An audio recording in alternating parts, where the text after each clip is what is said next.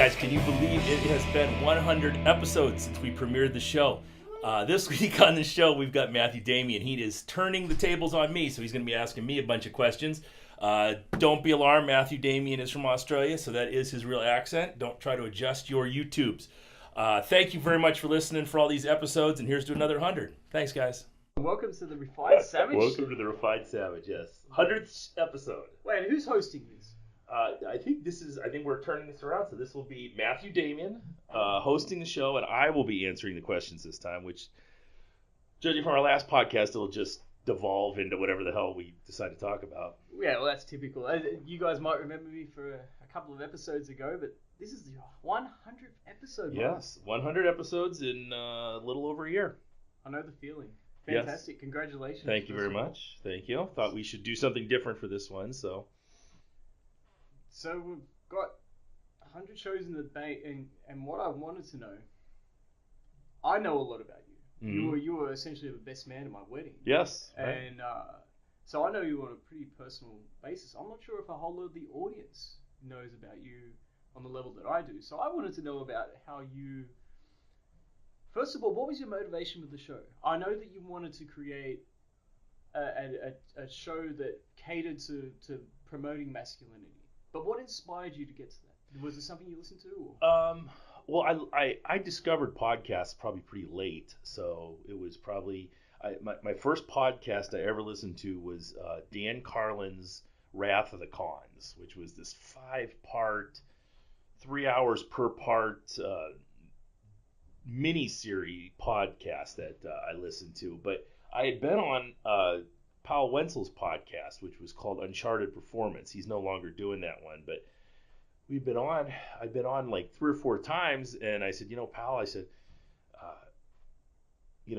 weightlifting is kind of the least interesting thing I'm interested in. We should talk about something else like I'm on the show. And he was like, well, why don't you just get your own podcast? So, okay, well, we'll give that a shot. Oh, wow, you actually did it because of that? Yeah, I mean, that was kind of what spurred us on to do it. And then at the beginning, I had Tom, who was my partner. And is he still alive?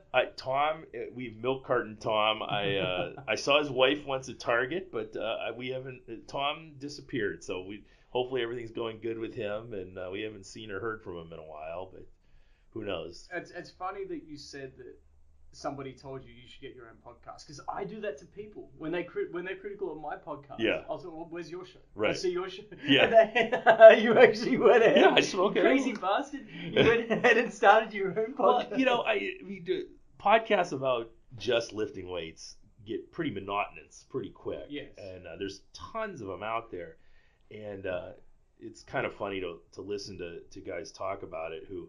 I mean, I am fully aware of my meathead status, and I am good at just a few things, but it's kind of funny to hear guys try to talk scientifically about something as simple and as much grunt work as weight training is, and they try to make it into this some kind of higher level art form that it really isn't. It's a lot of hard work put in over years and years and years. There's not a whole hell of a lot to it. So... Did you have a similar story as to why you started the gym? Or did someone say, hey, go ahead and do this? Or was that something you always envisioned? I always envisioned doing something where I was working with athletes. I started in 1996 working with junior high, high school, college athletes. And it was always in and out of somebody else's gym. So I would be working in, a world gym or something like that. And it never worked out well. Usually, you end up getting a lot of clients, and then I never charged very much. And then once the gym saw that it was popular, they would start charging more for memberships. And then, it was almost the same time at every gym I went to. They would kind of start outpricing you. So the gym now was where it was $35 a month. Now it's $50 a month, and they would they didn't appreciate the quote unquote cash cow they had. They just wanted to make money off the kids that I was already bringing in there instead of promoting the business and getting more of them in there, So when we decided, after about that happening probably 4 or 5 times, we moved into our garage, and I had a 20 by 20 garage where I was just producing athletes left and right. And then when I met Aaron, we kind of decided that we would try an actual gym, and we went the CrossFit route for a while, and that Oh, really wasn't we'll get for onto us. that. Yeah. Yeah, we'll get onto that. Yeah. So, what when you were growing up? This is something I would like to know. When you were growing up, was that something you were always interested in, strength training, or was it something that really Erin lit a fuse? Was she always into this? No, Erin had been doing CrossFit and weight training after her college rowing, so she had looked for something to do. But I was a typical '80s kid, so I saw Arnold and Rambo and all these guys. But I think when I saw the Road Warriors was the first time Yes. I saw those two guys coming out, and they're coming out to Iron Man with the faces painted, and they're super jacked, and I just said, holy shit, most guys my age wanted to look like Arnold. I wanted to look like Road Warrior Animal. I mean, that was it. And I had an uncle, my uncle Butch, who was this kind of jacked, tan, bald guy who was, which was uncommon back then to see a guy from that. He was probably born in the early 40s, and to be, jacked and with lifting weights. And he was kind of one of my idols growing up, and I saw it all the time. So weightlifting just kind of started naturally for me. Now, you mentioned the influence. I don't know how many people. What would you, animal or hawk? Which Animal. one? I always wanted to look like an animal. I'm not sure how many people actually started a gym based off the motivation or the inspiration from Animal. I've been trying to get him on the podcast. I got to make that happen one of these days. We'll see what we can do. Yeah. Was it Hawk that passed away? Yeah, Hawk was Michael Hegstrom, I think was his name. I'm not sure what his name is. Yeah, but we it's interesting because I was listening to a Dusty Rhodes tribute podcast on the way over here, and I'd love to meet some of these guys away from the ring. Yeah, right. Yeah. Because you see these personas like Dusty Rhodes, the American Dream and all this stuff, but he looks like he was authentic to that. He looked like he was universally loved, even when he was a heel and all that. Now, is there something that I know about you that I bet a lot of people don't know, is you were actually flirting with becoming a professional wrestler. I went through the training here in Northern Ohio, and I had 2 matches. At the time, I just turned pro in Highland Games, and I decided I was going to go through the pro wrestling school, and went through it, had 2 matches. In the second match, these 2 littler guys were doing like a double suplex on me, and they tried to hold me up in the air. I came back early, my foot got caught underneath me, and it was pretty bad ankle injury that I kind of went, you know what, I'm actually going to make some money throwing instead of these $20 a night wrestling matches. Oh, wow. So, yeah, they weren't paying very much for us guys. What kind of crowds were you getting, like 50, 60 people? They were church basement auditoriums, Oh, it was horrible. Just like Colin Hay. Right, yeah. A little bit less than that. But yeah, it was not a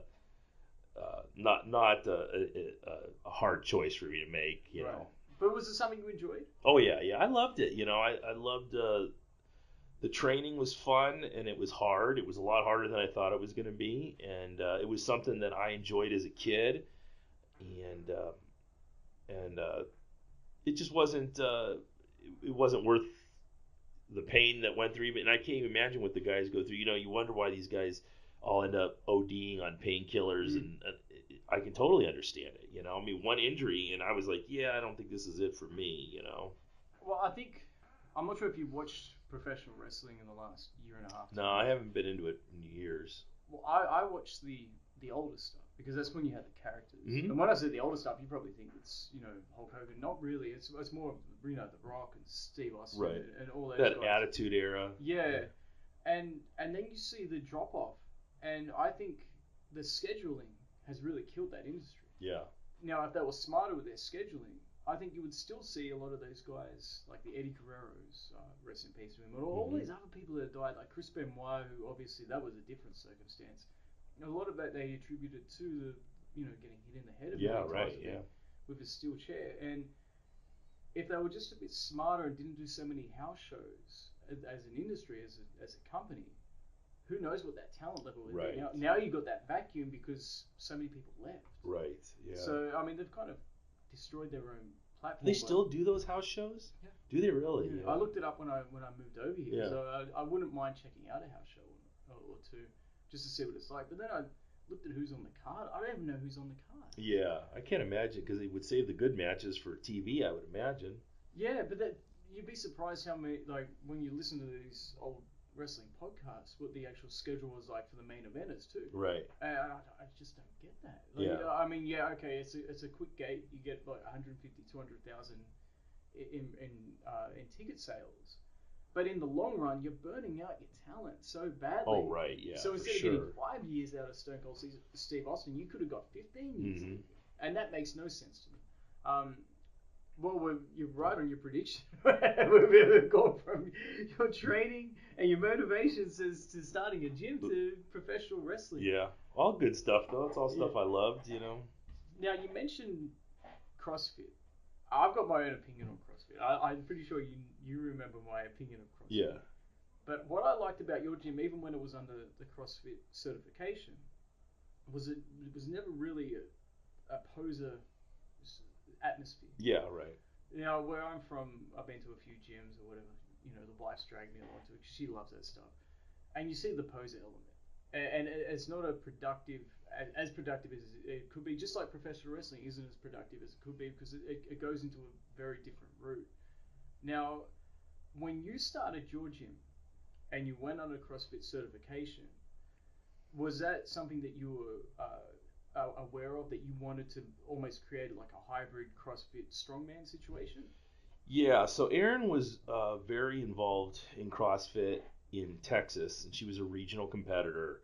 Um, and when we met, I was a pro Highland Games athlete, so everything I was doing was based more for speed and power, and I loved the old school style training. And when we got together, we kind of thought we would do kind of a hybrid mix of CrossFit and old school training, and then I always wanted to mix in some strongman with that. We just didn't have the space to do it in the first facility. Once we moved here, it opened up all kinds of new boundaries for us. We could flip tires indoors and do Atlas stones indoors and all this stuff. We didn't have to go outside to do it. And so we started buying more and more equipment. And then as I was doing the programming, it just got further and further away from the CrossFit modalities. And I started to really reflect on it and figure out what I'm doing as a gym owner and what I'm doing as a programmer, and say to myself, you know what? Why am I teaching these people to do kipping pull-ups? Because Dave Castro wants me to do kipping pull-ups. That doesn't make any sense. I'd rather you do, five strict pull-ups than 10 of these goofy kipping pull-ups and you're ripping your shoulder out of socket. So we went to strict pull-ups, and then I was like, what? I'm tired of watching people who have no business doing a handstand push-up try to kip up on the wall and do a handstand push-up. Nobody goes into a bar and the first question someone sees somebody jacked and goes, well, how many handstand push-ups do you do? Nobody gives a shit. So why are we doing this? Let's just get these people as in shape and as jacked as possible and as strong as possible and healthy.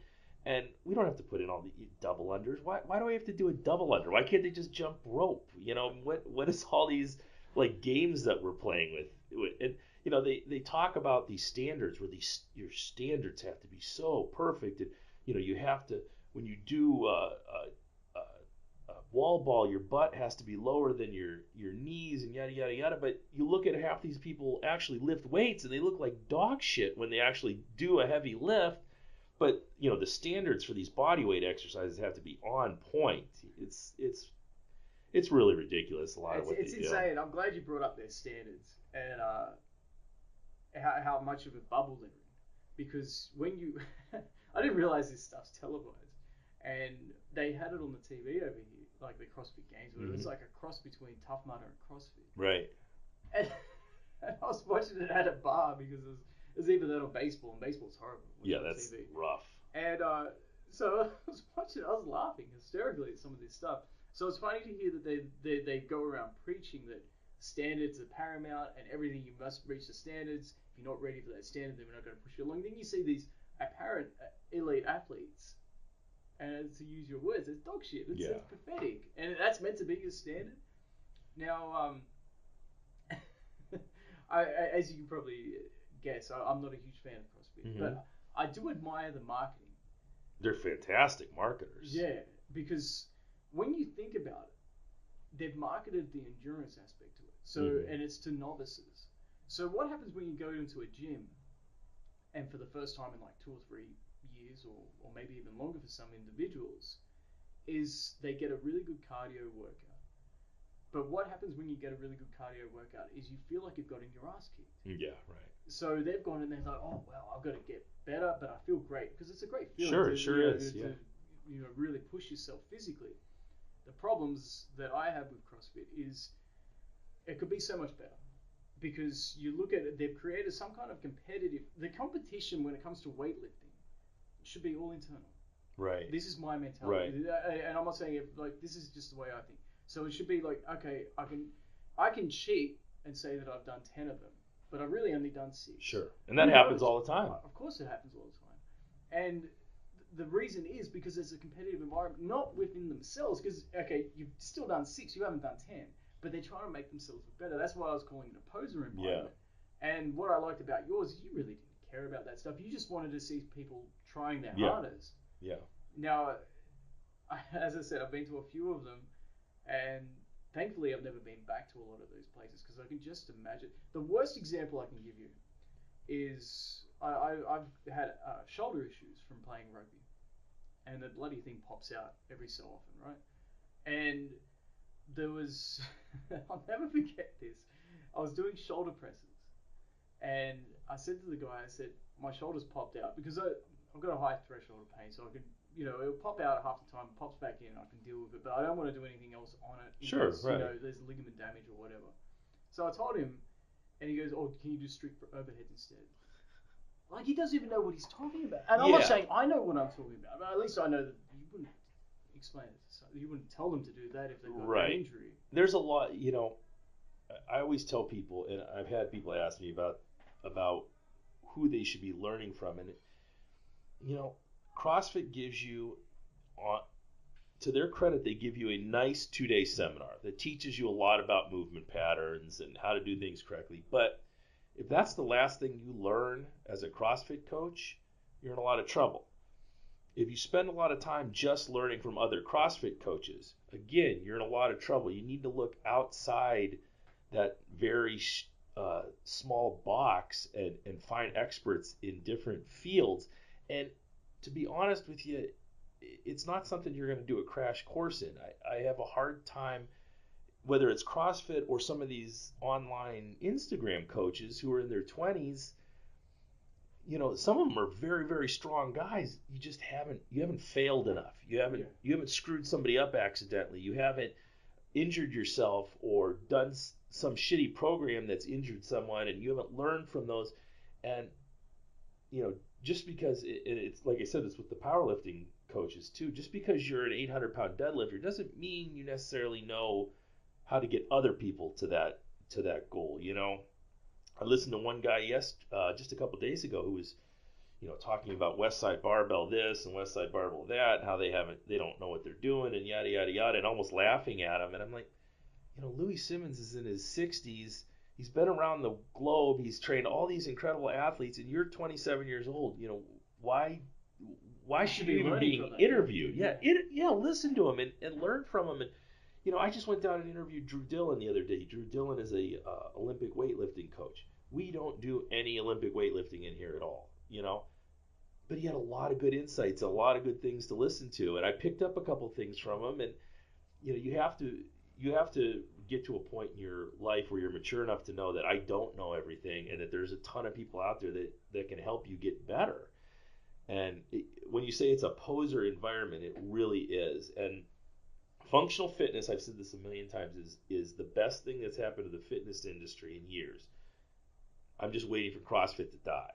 I'm waiting for the entity that is CrossFit and the guys with the faux hawks and the majority of these guys who own CrossFit gyms, if you saw them in Target, you wouldn't know they lifted weights unless you looked at their shirt that said CrossFit No Mercy on it. It should never be the case.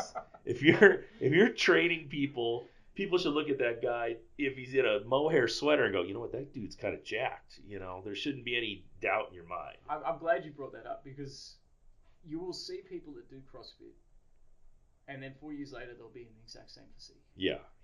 And of course there are exceptions, but you will see the majority of them. They look almost identical. Of course they've aged 4 or 5 years in their time, but same body type, whatever. There's no progress, and I think it plateaus off because they're not pushing themselves. Yeah. They may cheat to make it look like Right. they're pushing themselves, but you will see some. I don't want to rag on it because I think it has a place, but the place should be, as you said, as a good base and foundation for the next level. Right. But when people strictly say I'm a CrossFitter, why? What do you hope to accomplish with that? They also think taking a CrossFit class 4 days a week is going to make them look like Jason Khalipa or Rich Froning, and that's never going to happen. These guys are doing way more than just taking a CrossFit class every day. If there's a video out where you follow Rich Froning around for a day, and he trains like 5 times. And he's doing heavy weightlifting on top of his conditioning, and then he's doing extra conditioning, and then he's coming back and doing Olympic weightlifting. Um, just taking a CrossFit class once a day at your local box is not going to get you in the shape that those guys are in. No. Well, I think that's the important thing, because I remember when I first came here, it was years ago. It was, I think, 2014, maybe 2015. I can't remember when it was. You made fun of me. No problem. I can totally see that. And even though you made fun of me, it was great. As you can tell, I've got a sense of humor. And after you roasted me, you asked me whether I played sports and what I wanted to get out of it. Yeah. But I was just a drop-in. Yeah. I didn't even live in the same hemisphere as you, right. and you wanted to figure out what my motivations were. But I've been to other places. My wife, when she was down in Australia for 3 months, we went to a CrossFit gym for 3 months. They never once asked. Right. They were like, what do you plan on doing with this? I think that's why I said it's a bit of a bubble. Now, do you think, or do you hope that people that are training under you will adopt your philosophies in terms of listening to others and learning from others, or do you think they'll have their own philosophies? Did you ever think about that before, or not really? I mean, I hope they would listen Yeah. and go with my philosophies, only because at the moment I think mine are right. Yeah. And like I said, as you grow older, things change. If I looked at 30-year-old Mark Valenti, I'd probably go, "Oh, this guy's fucking. He doesn't know what the hell he's talking about." But I think if they learn to just be open-minded and use some common sense when they listen to people, we've had plenty of people that have moved, or gone off to college or even go on vacation, and they can pick out bullshit artists real easy. So when they go to a gym and they drop in, I tell them, I said, you're in your new city, go drop in at like 3 different places. And I usually try to do some research and find one for them, but go drop in at 3 different places and get a vibe off the guys that talk to you. And, I'm glad that they usually can cut through the bullshit and see, who's real and who's not, and what the community looks like. When you join a gym like this, a functional fitness type place, I usually will offer you a free week at least to get a feel for the community and see if you come in and nobody's talking to you and nobody's interested in you, and why would you want to be there? It's unless if you're an introvert. Right, yeah. But even, I never worked out with partners really before my life until I got here. And, now I work out with a group. So it Was that an adjustment too? a little bit, yeah, because I don't get to just do whatever the hell I want, all the time. But no, you have to go at other people's pace. Right, yeah. That's a bastard. You want to, I'm a bit of an introvert when I work out. But I'm not saying that's a good thing either, because you want other people give you the kick up the ass when you need it, and yelling at you and telling you to do. But even if you're an introvert, they should respect that, and it shouldn't be annoying for you. And if it is, find a place that respects that. We've got plenty of guys in here that just want to, work out and not be bugged, and I don't give them too much shit when they come in. You just got to kind of learn to read people, I think, and figure out what's best for everybody. And so I've noticed a connection between the podcast and your philosophy in terms of the gym, and that's one, a sense of humility, that you don't know everything and you're trying to learn. You're always trying to learn. And 2 is you can always improve. Yeah. And I think that's why the show's been a big success. I mean, obviously the gym's been a success too, because how long have you had this gym? 2012. So it'll be 6 years in December. I mean, as you talked about CrossFit and functional fitness really exploding, I mean, the market is saturated. Yes. I mean, Yeah. you could look up any town in the United States, or I'm assuming Europe as well, Australia, and you will find CrossFit gyms. I think they're 10,000 just CrossFit affiliates right now. Not to mention guys like us who are outside that. Yeah. So you've done well in terms of staking your claim in a saturated market, and the same with the podcast. Now, what I wanted to ask you was, when did you find yourself curious, or having this motivation to improve? Was it something at a young age? Yeah, I have a I had especially when I was younger, I really fed off the, oh, you can't do that. Like you're not gonna be able to do that, and that's what Start your motivated own me. podcast. Yeah, right, yeah. It was always that negative, oh, you can't do that, and then I would just go out and try it, and it led me through my entire throwing career, and um, I always tell people I threw way beyond my level. Like I was never the biggest guy or the strongest guy or the fastest guy. All I had was the same 24 hours that everyone else had. Um, so I learned to outwork and I learned to study technique and become a perfectionist when it came to that.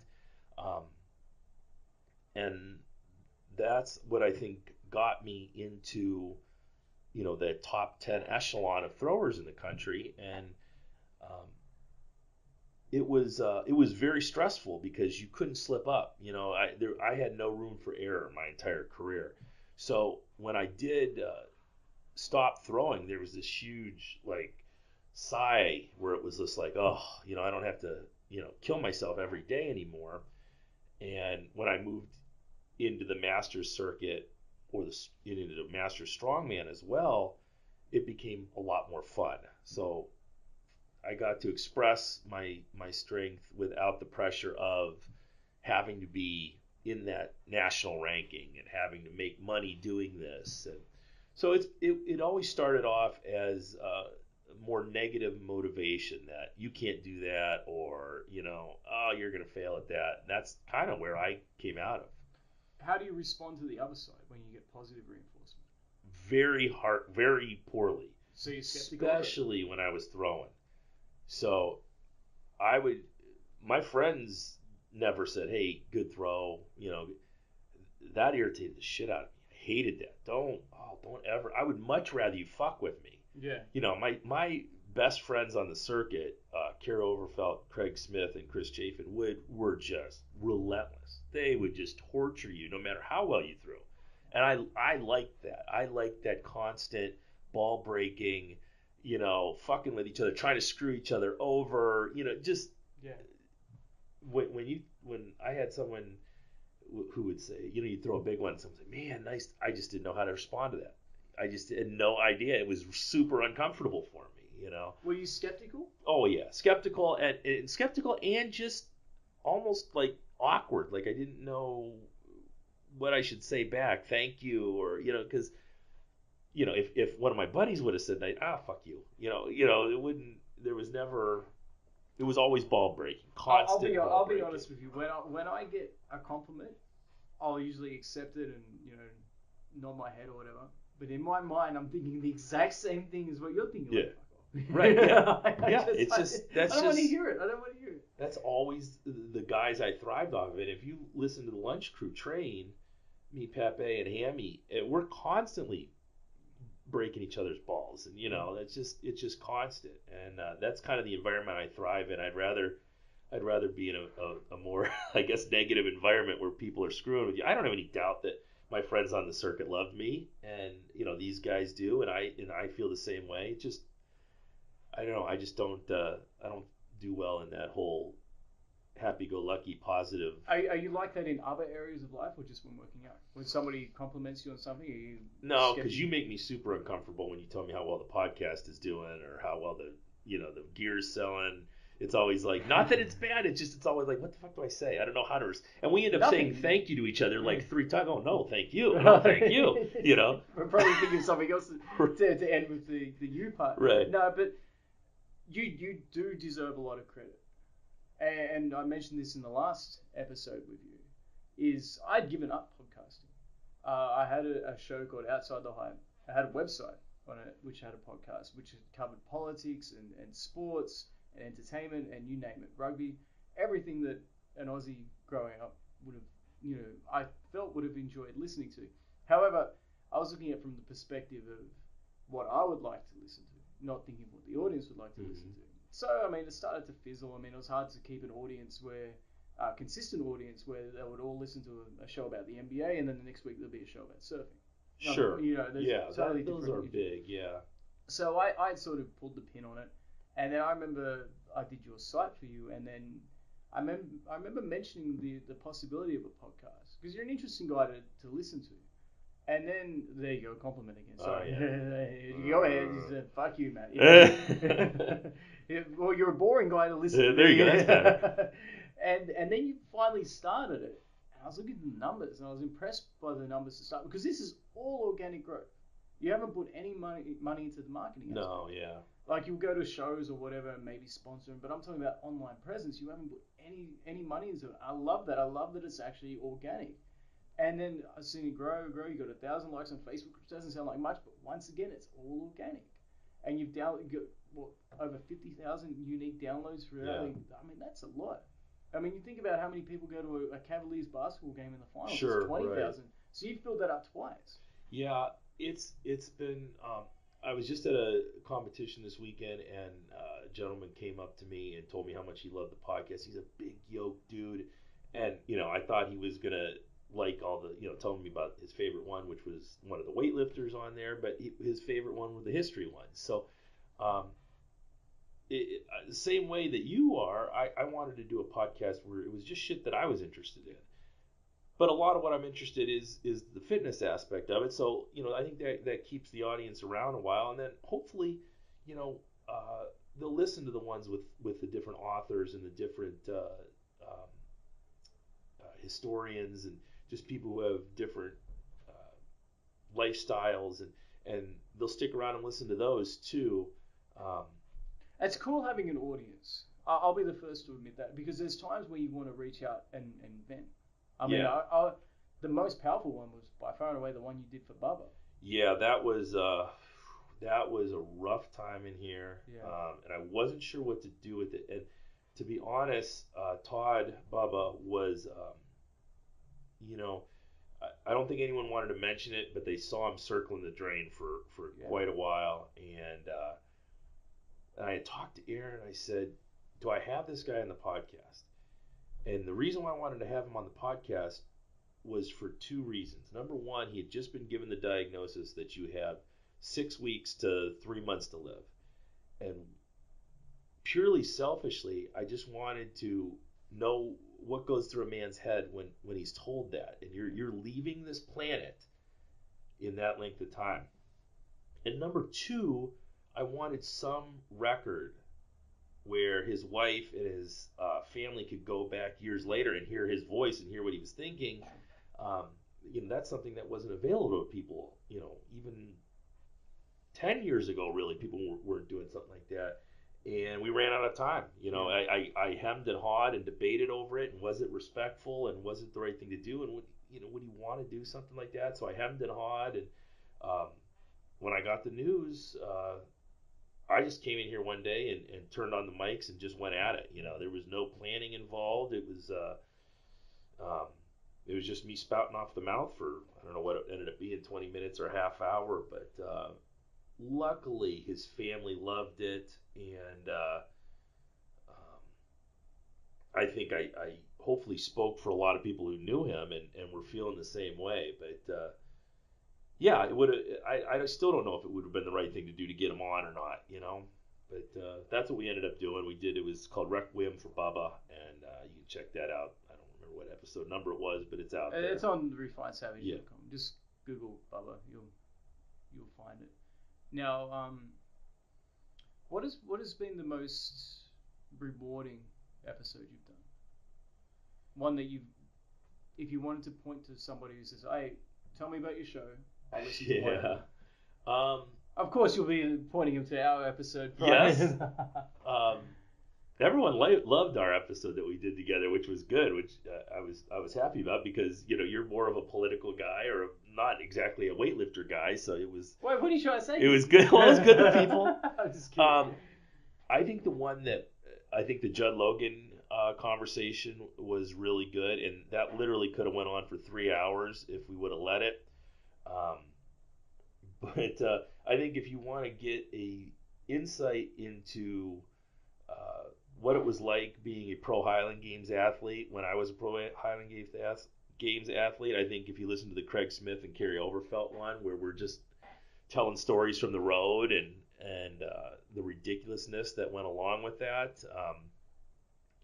It was a funny episode. I'm guessing it's probably still our most downloaded episode. We switched servers, so I'm not sure by now, but yeah, I would point them towards that one. Hopefully, you don't have a sensitive ear because we talk a lot of trash and drop a few f bombs and say some inappropriate things. But well, that's why there's a mature rating on the show. yeah, we went to that right away, right? Yeah, no, we weren't messing around with that. What's one regret that you have with the show, or something you've learned the most from? Because regret, some people are like, oh, I've got no regrets because it landed me in the same spot. No, there's a lot of things. Uh,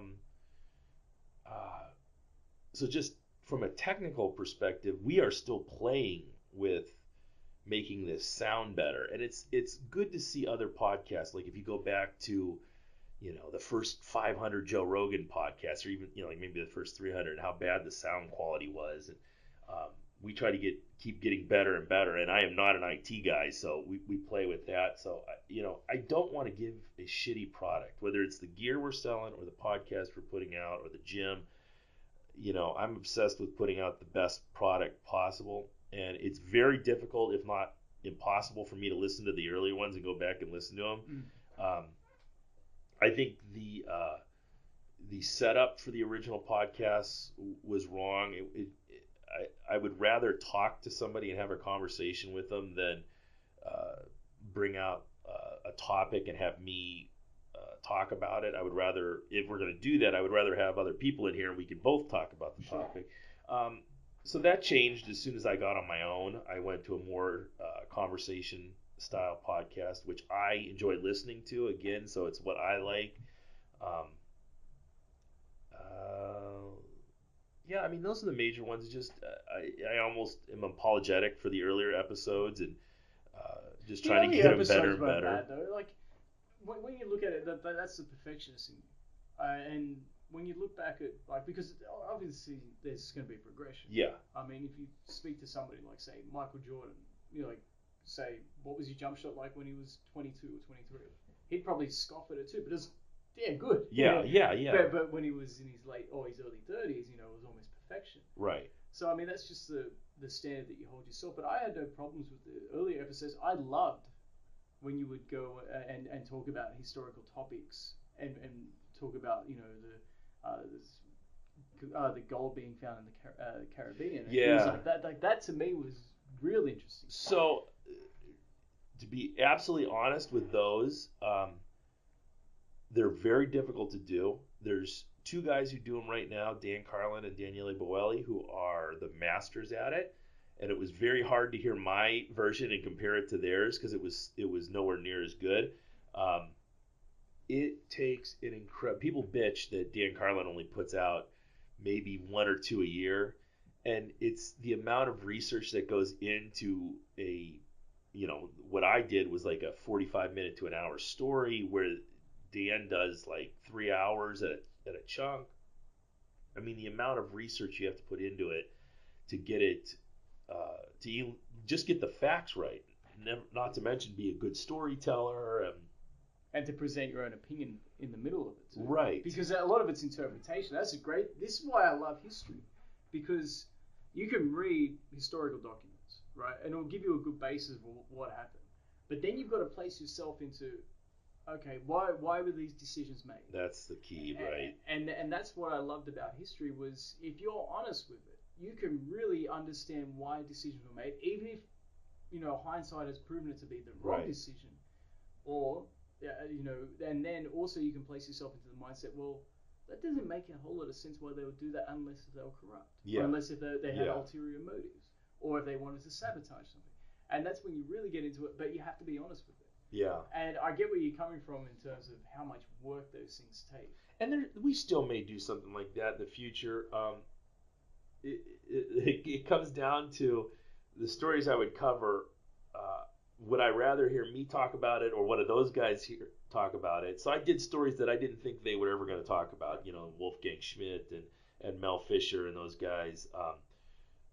But we may do something. But what I would rather do is have someone like Rick Perello come in, who is the author of To Kill the Irishman, the Danny Green story, and just have him talk about it. And I'll ask him questions, and we'll have a discussion about it. I'm glad you recommended that. It's a good movie, right?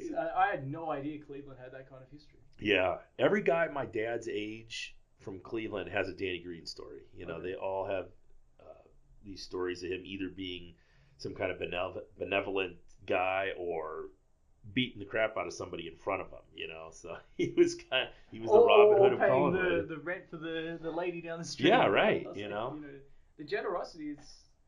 He took care of his own. Yeah. Just didn't want to be on the wrong side of that. That's true. So I wanted to get to some questions about you growing up. Yeah. I'm sure a lot of people don't know this. I don't know this. Do you have any brothers and sisters? I have a brother. He is a lifer in the Coast Guard, Master Chief Matt Valenti in Baltimore, Maryland. Okay. Are you still close with him? Yeah, we're. He's like all my other guy friends. We text when we need something. Right. So, but it's not something where I'm constantly in touch with him. But we talk 3 or 4 times a year. Did see you each say other he was a big brother or younger? Yeah. What kind of big brother were you? We weren't bad to each other. You say that now, but were you tough on him? No, I really wasn't. I don't believe that. I don't, because we had different interests. So he was into the guitar and things like that, and he had his own set of friends. We just really weren't. We weren't very competitive with each other, and it really wasn't that bad. I didn't have that. There was a lot of grappling and wrestling, but not anything. There was never like a fist fight or anything like that. Never? No, never. What is wrong with you guys? Yeah, we just. Are you sure you're not Swedish? And we did. It wasn't like we were best buddies either. We just did our own thing, and there wasn't much. Right. I had 2 older brothers. That's why I find this unbelievable to believe. Yeah. And ironically, my mother was a son of a bitch too. I mean, she? She was a motherfucker. She wasn't gonna have any of that nonsense. She ruled her world with a wooden spoon, and. We had the feather duster. We had to watch out for the feather duster. Like a whip. It was. It would right. make that noise. It was great though because she'd wind up with that thing, and if you timed it perfectly, you could jump out of the way and end up hitting yourself. I had an older brother. I still have an older brother. In Mark. How ironic that. Mark and Matt in the same order too. But he was a bastard. Yeah. He was an absolute bastard. He was. And when I see him and I talk to him, I thank him for that because he toughened the hell out of me. Yeah. All those guys, anybody who's great had some older brother that was beating the shit out of him. I mean, he might have taken it a bit too far. I mean, he put me in a sleeping bag and threw me down the stairs and stuff like that. That might be pushing it a little bit. A little bit, yeah. But no, I mean, it's funny. When you talk to people that weren't close to their siblings or they didn't have any, once you grow up, you got a bond there forever. Yeah, sure. And whatever way that is, whether it's texting every so often, which is what I do with Mark now, or as I just we just don't speak for 3 months or something, but it doesn't change anything. That's exactly how we are. He's coming up for Thanksgiving with his wife, and it's gonna be really cool to see him. Get him on the show. Yeah, I might have to. Yeah, he's probably got some interesting stories. Doing what he does. What about what was Erin's mentality with the show when it started? Was she skeptical? I think she was skeptical. Yeah, I think she's still skeptical. That really? Well, I think she's thinks I'm gonna. I think I can get a little too overexposed for her liking. I think. Part of the show is, and you don't say anything terrible then. No. What I'm talking about is with the brand itself. A lot of the brand, and we had talked about this, is promoting me and what I like, and if you like that, come on board and join that. I think that sometimes is difficult for both of us to look at. It's like, oh, there's another picture of Lenny on the Oh, I Refined see. Savage thing. Does she But make fun of you for it? oh yeah, yo, totally. But that's part of it. People want to see that stuff, and um, so I try to. That was we had talked about that, me and you, that was kind of weird to do at first, and I've been through it. yeah. I know it too.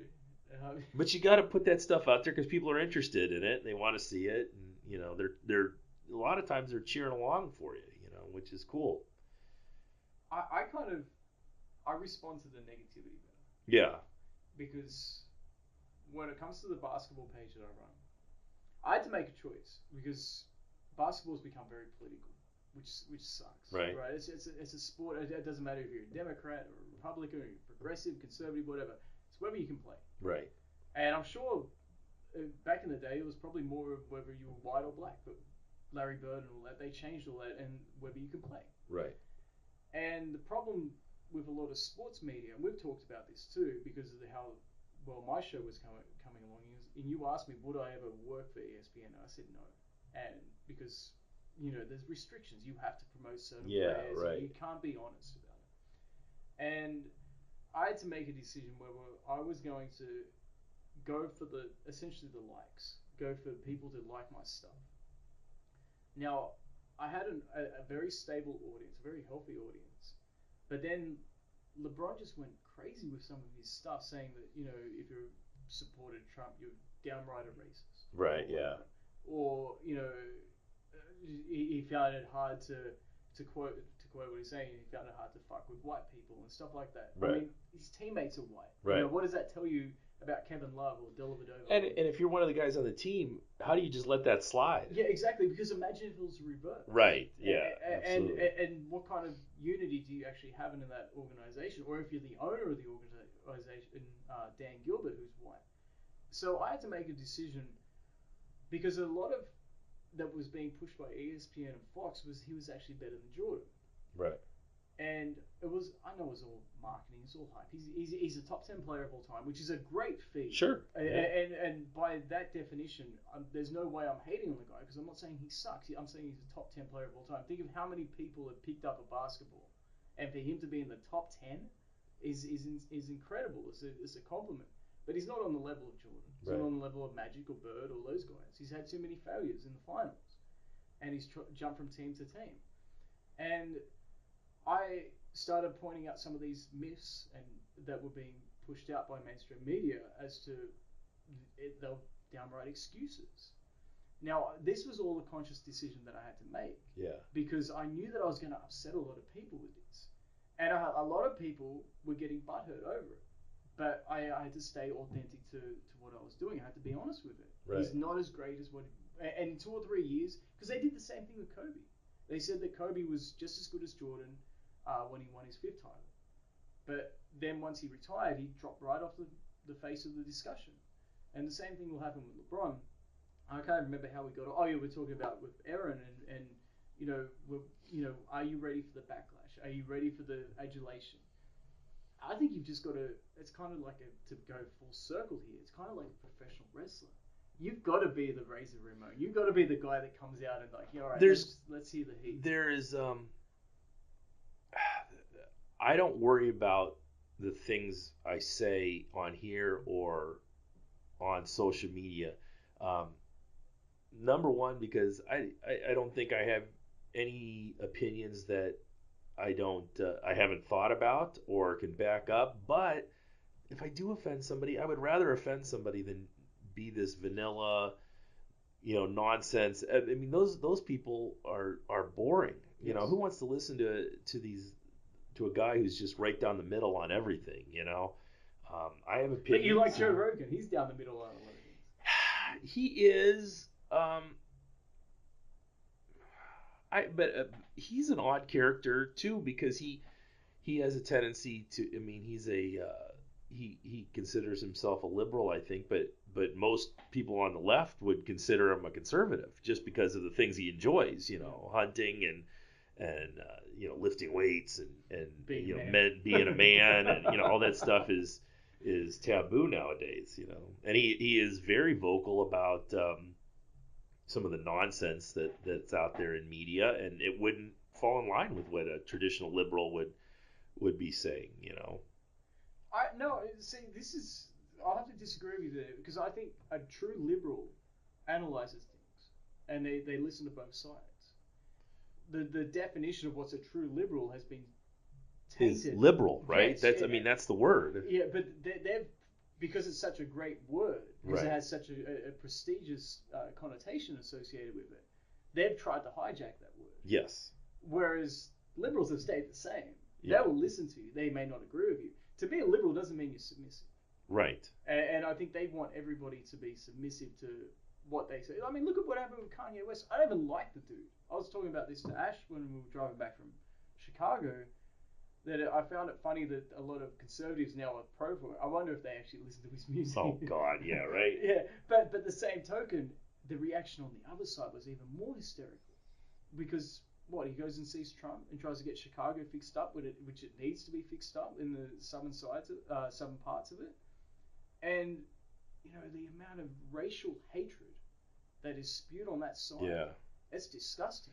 I never understood that. I remember when, and I am no Chris Christie fan, but I remember when Governor Christie was governor of New Jersey and went after Hurricane Sandy came, and there was these videos of him and Obama walking on the beach, looking at and people were so pissed off at him. This is your job. You're trying to get help for your state. This is the guy who can give you help for your state. It doesn't matter that your politics don't line up. I never understood that. Why was that such a big deal that he would do this? Who else are you going to go to? I remember, what was it? Oh, it was just after the quote-unquote Muslim ban. Yeah. And I wrote something about this. And because I hate Facebook. I really do. So do I. Yeah. I mean, it is a cesspool. And I don't know if it's some kind of social engineering or whatever it is, where people are sort of manipulating it to see how much we can hate each other. Right. Because I don't see a whole lot of friendships formed on there. I see a lot of them destroyed. And I wrote about it saying that, what Trump did, while it's unconventional in terms of, but that being said, it's not groundbreaking. Yeah. We haven't seen anything like this in quite some time. However, the connotation that it's a racist thing, first of all, Islam's not a race. And the other aspect that I had to it was Obama actually put all these places that he's now put a temporary ban on, he put these as places of high concern. Yeah. Which is one step down from what Sure. Trump did. Trump just took it to the next level. And the point that I was making with it was, and to quote myself, I said, "Fuck your teams. If you're okay with one team, one side doing it, but not okay with the other side doing it, it's all about tribalism." Absolutely. And it's no different from a dickhead sports fan who's got no problem with his players tripping the other team, but when they get tripped, you jump up and down and stomp your feet. And I really refrain from doing this stuff now on Facebook because the amount of butthurt is unbelievable. And you're not dealing with mental giants in most cases who are going to argue. But these are my friends. Yeah, well. You know what I mean? and that's the disturbing part. Maybe I don't even want to see that, but it was just, you're playing semantics. Show me where the semantics are. Yeah. And it blew my mind at how tribalistic politics is on both sides. I'm not saying one side's any better than the other. I say one side's a little bit more endorsed by mainstream media than the other. Yeah. But they do fall for the same garbage. Oh yeah, absolutely. And it just blows my mind how. Here's the frustrating part: the problems that we face in the United States or Australia or whatever, they are fixable. I'm not talking about cancer or whatever. That's a son of a bitch of a thing to fix. But in terms of how we treat each other, and the respect that we have, and learning from each other, and talking to each other, absolutely fixable. And when I said I don't know whether Facebook or not is something that's been socially engineered so we hate each other more. Yeah. Facebook has done sweet fuck all in terms, excuse the language, sir, but it's done absolutely nothing. Sorry, I'm a respectful man. We have a NC-17 rating or whatever it is. Yeah. All right, it's done sweet fuck all to empower discussions. And when you think about what it's claimed to do, like, let's connect everybody. bullshit. Yeah. What it does is it promotes narcissism and that you're right, everyone else is wrong mentality. And if somebody disagrees with you, they're the worst person in the world, regardless of what side they are. Here's a group of people that you can circle jerk, and you can just become an echo chamber. Oh yeah, yeah. I hate There are that. no discussions going on Facebook. None. No, I agree. It's and the other thing is social media has done one horrible thing, and that is give stupid people a platform. I mean, it's given us all a platform, but the good part about 20, 30 years ago was that these people didn't have a platform and you just didn't know they existed. I would much rather not know some of these people and their opinions, than to have them in my face constantly. And what I do now, I did it at the election. I'm doing it now during this whole Kavanaugh thing, is just unfollowing people. I don't need you talking your nonsense in my life. I don't care about this subject. So let's just talk about your kids and your cats. That's what I want to see on Facebook. I don't care about your opinion on the Supreme Court. That should be a t-shirt. Can we make that up? Can we get that done? I don't care about your kids. Oh no, I don't care about the Supreme Court. Tell me about your cats.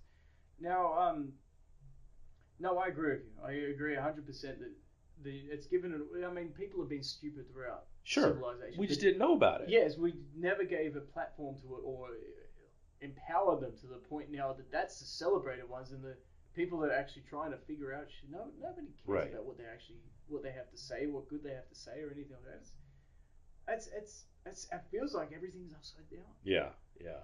And the more you get away from social media, the better it is. Do you think there will be a burnout from social media? You talked about a burnout from CrossFit.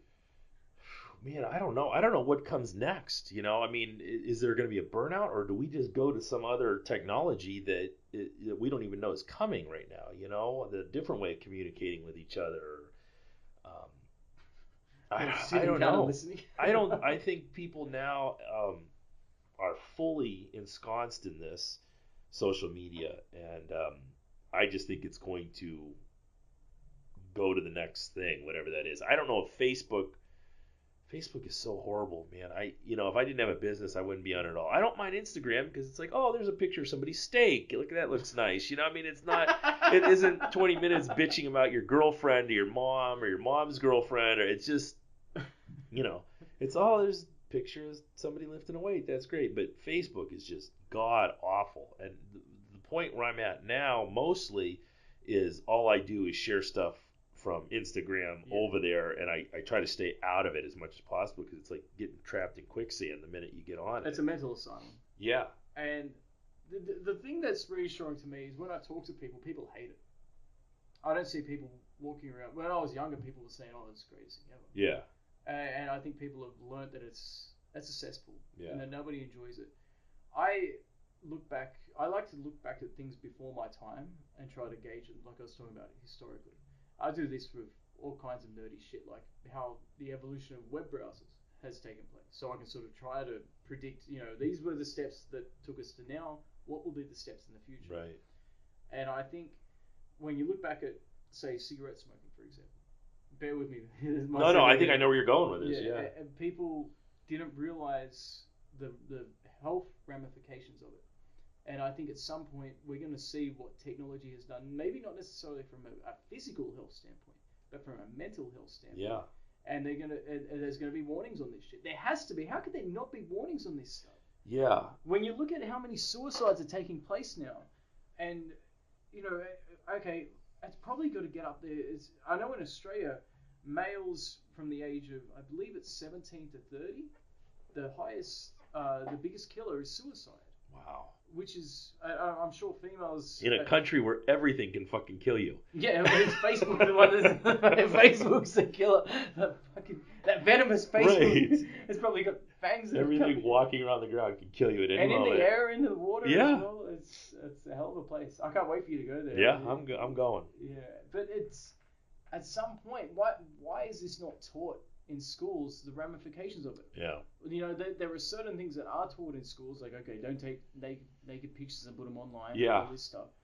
But in terms of how we react to each other, and we mentioned this, I'm not sure if you remember, but we sort of began talking about this in the last episode, as to it goes a little bit further than just Facebook. It's also how we're taught to communicate with people prior to, even in primary school. Right. Okay, listen to what they've got to say and then respond. Right. Rather than have these, prejudged conclusions based off how somebody looks or whatever. And well, it ruins conversation in general. Mm-hmm. And when I first started the podcast, that was one of the things that I'm proud of, the fact that I've become a better conversationalist, not just in here, but when I talk to somebody on the street. I still can't remember names. So if you come and tell me your name, the second you say it, it's out of my head. I'm working on that. But I'm at least listening to what you have to say, and I'm interested in because there's a lot of fucking interesting people out there doing really cool stuff. And if you're just sitting there going, yeah, right, and not thinking about what they're saying at all, and we're just waiting to get your next point out, you're missing so much, That's not the point of conversation. Exactly. I don't know about you, but to me, the point of conversation is to learn. Right. And I will put across my point of view, but then I'll listen because I want to see. First of all, I want to test that point of view if I respect you or not. If not, I probably won't even engage in a conversation. Yeah. But it probably sounds terrible. Well, that's why you don't want to be on Facebook. Exactly right. But I want somebody to go back and forth with me because I don't care if I'm right or wrong. I want to know what is right. Though. Yeah. So I'm not going to go up and say, oh, there's 50 billion genders out there, and I'm right, you're wrong. To hell with your science, right. or your biologies. Yeah. I mean, what have we been doing all this time? It's disappointing. I'm glad though that people are starting to recognise that it's crap, that it's gone too far, and it makes me wonder if we're going to learn 20 years from now whether it was just some massive experiment. Yeah. Or, There's your Joe Rogan conspiracy. Right. I'm waiting for that pendulum swing to go back the other way, and hopefully that'll happen soon enough. I say it all the time that I'm living in a world I no longer understand. There's so much stuff out there, and most of it I see on social media. If it wasn't for social media, it wasn't for Facebook, I wouldn't see any of this stuff. I would be living in my little world where I drive from my lake house to the gym and back again every day. There's not much. You posted something the other day. Might have been a little bit long ago. About the pregnancy. That was last week. That was incredible. That's from my country. Oh, no. Was that from? Was that from Australia? That's from Melbourne, yeah. The Equality Project, I think it was called. I told you it's not BS. I told you that. Wow. I told you that's. And then I went down a rabbit hole on their site and just looked through it and was laughing, and just I couldn't believe that this wasn't a bullshit site. They were absolutely. I remember telling people about my experiences at uni. Yeah. And they don't believe you until you see that kind of stuff. And the post said that we should stop referring to pregnant people as women because anyone can fall pregnant regardless of their gender. No, and I was like, no, that's not how that works. That's nonsense talk. And I don't care if you want to, if you are a transitioning person, or if you want to wear a big bird suit and go down to Wendy's every day. As long as you don't bug me, I don't care. But let's not spew nonsense out there that anyone but women can be pregnant. That's it. If you have female parts, you get pregnant. I cannot get pregnant. It's not going to happen. That's just biology. The thing that irritates me, I'm like you. If you're not harming anybody else, and you're not obnoxious with it, then you're free to do what you want. Right. And I couldn't care less because I've got my life's too busy to worry about what you're doing. Right. And you live with a woman with 75 snakes in her house, so I mean. She just got another one. Hopefully she won't be listening to this, but she doesn't listen. There's a 6-foot python in foster care right now that one of our members caught. So she was the first person I thought of when that happened. Look, I'll give you some money for not telling her. No, she wants to start breeding these bloody kids, and when I see them, right. People probably think, snakes aren't that bad. Go to Australia. Right. Go to Australia and see a brown snake or a taipan. These aggressive little bastards. Yeah. They do not muck around. Right. And you have the, if you live in certain remote locations, you can actually get anti-venom available in case of, being bitten. Sure. And of course, other places will have them like vets or police stations or whatever, so you're in close proximity, because some of these snakes will kill you in a couple of hours. Right. It's kind of. But yet Facebook's the number one killer in it. Right. It's just so funny. Yeah, she just got another one the other day, so she's looking to breed them. So if you're interested in black snakes, Mexican black snakes, I think. I am not interested in them at all. I don't want the animals we have, let alone snakes. You don't like the animals you have? They're fine. They're pretty useless. I mean, what do you got? We've got a dog and 3 cats at home and 1 cat here. A dog named Sydney, right? Yeah, Sydney, because she's an Aussie. Yeah. Yeah, 3 cats at home and 1 here at the gym. So we've got plenty. Is Erin into snakes? No, she's into cats. Okay. She's addicted to cats. Make sure she doesn't make that jump from snakes to reptiles. Yeah, there's no getting them back up. That's no, thank you. I can do without it. But yeah, so no, I'm with you though on the social media thing, and then I don't know though if we're romanticizing what it was like in the past. I think we always do. Yeah. I think that's always. Oh, it was so much better in the 80s. Oh, it was so much better in the 50s. And you see every generation talk shit about the generation coming up after them. And, you can see that throughout history. But then again, my generation talks shit about my own generation. I think we're realizing that this is a dud generation. Maybe, but maybe you haven't gotten to a point where you're running anything yet. We'll see. Oh, fuck. If we're running stuff, man, I'll tell you what. I there was an Egyptian exhibition in Australia about the pharaohs and all that stuff, right? And they had all these artifacts, these beautiful sculptures and everything. It was a really cool thing to look at. And I couldn't help but think, what in 200 years or 3,000 years or whatever it is, people are going to look at my generation. They're going to see a Justin Bieber and Nicki Minaj. I'm like, oh god. So. Music is dead. There's no music left. It's I listen to the stuff that my kid plays on YouTube or whatever, and it's just like this is just nonsense talk. Literally. I mean, it's like someone on crack's written. Yeah, I don't get it at all. That's part of me being an old man. But, no. It's part of you having common sense. I listen to that. I don't listen to stuff from my own generation. Yeah. I listen to AC/DC. And as I said, whatever happened to Bon Scott? I always tell my son Bon Scott's rolling in his grave to hear some of this stuff. There's no rock and roll music anymore. That's completely country's gone. Actually probably the best genre right now. The like I said in the last one, some of these new guys coming out who are very anti-establishment, Sturgill Simpson and Ty Childers, I really, really like. But there was a great photo of Sturgill Simpson outside the CMA Awards with his guitar case open on the ground playing guitar for tips because he wasn't nominated for any awards. But so he was just outside the studio doing it. How much did he make? Who knows? I would have given him a couple bucks though. I would have given him more than that. Yeah. But well, that's an interesting thing though, because you see on YouTube and things like that some real talented musicians and they don't get signed. Yeah. I've got a theory behind all that too, and I know you love these theories. Absolutely. But I think I have some mates in Australia that are American, but they're older. They're about your age, they're about 40 or so. And they would tell me that Vanilla Ice was such a fraud. Yeah. Because they found out that he would ride motocross. And I was trying to figure this out in my head. So Vanilla Ice was this huge rapper, but then you found out that he was into motocross and that, so therefore he was fake. Right. So you don't think record companies probably caught onto that as to why he went so up and then came crashing down?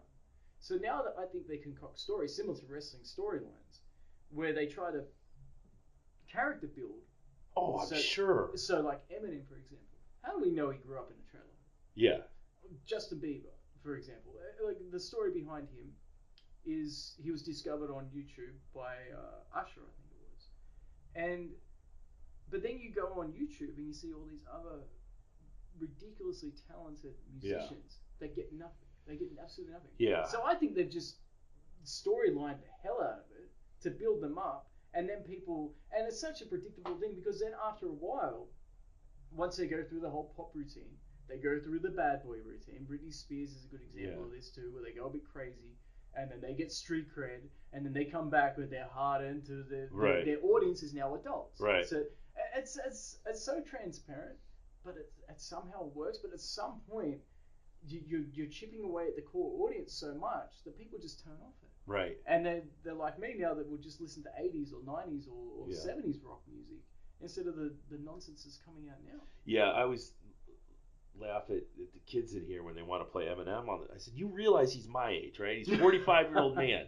He's not hip. This is all bullshit. It's And the all stuff concocted. he says, the stuff he says, Stuff he says is ridiculous, and I'm offensive. I'd say it's It's disgusting. just I wouldn't say stupid it's and disgusting and gross, and it doesn't make any sense to me. And it's probably, like you said, just a concocted bullshit story. I don't believe any of it. No, well, I'm glad we're in agreement to that, because Yeah. then I would have to stop sharing my Facebook statuses with you. So Yeah. you've got 100 shows. Yeah.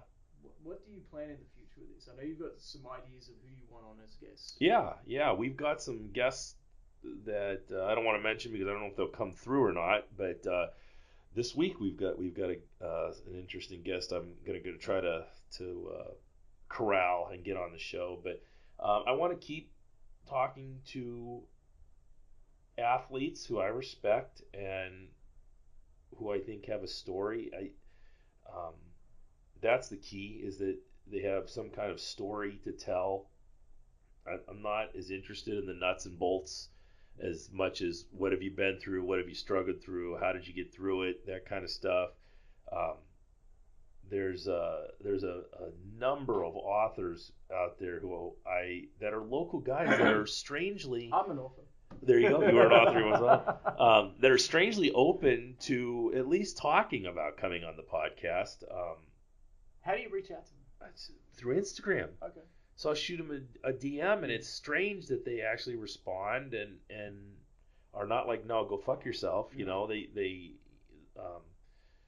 They're willing to at least have a discussion about it. So hopefully, as we get more street cred, we'll get better and better guests on it. Yes. Street cred. That should be a t-shirt. The inverted commas are in street cred. And as far as the brand goes, we call this a brand because it's the gear and it's the gym and it's the podcast all in one. And with the brand, it's with the gear part of that, it's very important to me that the stuff we put out is your favorite stuff. It's the t-shirt you can't wait to get out of the dryer because you want to wear it again, and we're making those little details better and better each time. And has that been the most satisfying part? It's very cool that I get to be creative, and I get to. No one's doing this stuff for me. I sit down, I come up with everything.